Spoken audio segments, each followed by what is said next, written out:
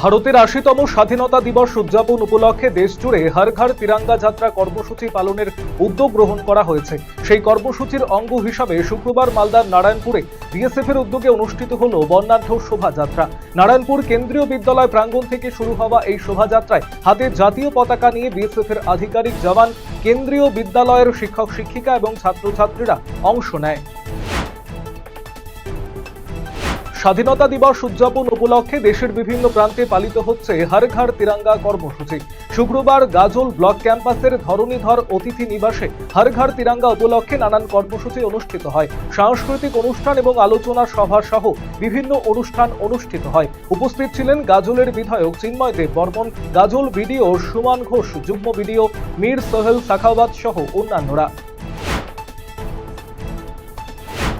স্বাধীনতা দিবসের প্রাক্কালে হর ঘর তিরঙ্গা কর্মসূচিকে কেন্দ্র করে রায়গঞ্জ পৌরসভার উদ্যোগে অনুষ্ঠিত হল বসে আঁকো প্রতিযোগিতা। শুক্রবার রায়গঞ্জ বিধান মঞ্চে আয়োজিত এই প্রতিযোগিতায় বিভিন্ন স্কুলের প্রায় ১৫৫ জন ছাত্রছাত্রী অংশগ্রহণ করে। জাতীয় পতাকা, স্বাধীনতা সংগ্রাম এবং দেশাত্মবোধের নানান বিষয় নিজেদের শিল্পকর্মের মাধ্যমে ফুটিয়ে তোলে পড়ুয়ারা। নেতাজি সুভাষচন্দ্র বসুকে নিয়ে সামাজিক মাধ্যমে কুরুচিকর মন্তব্য এবং পোস্ট করার অভিযোগে গ্রেপ্তার দুই অভিযুক্তকে শুক্রবার আদালতে পাঠালো কোচবিহার কোতোয়ালি থানার পুলিশ। ধৃতদের নাম পিন্টু রায় ও কৃষ্ণ কার্জি। পুলিশ সূত্রে জানা গিয়েছে, সামাজিক মাধ্যমে নেতাজিকে নিয়ে আপত্তিকর পোস্ট করার অভিযোগে বৃহস্পতিবার কোতোয়ালি থানার পুলিশ ওই দুজনকে গ্রেপ্তার করে।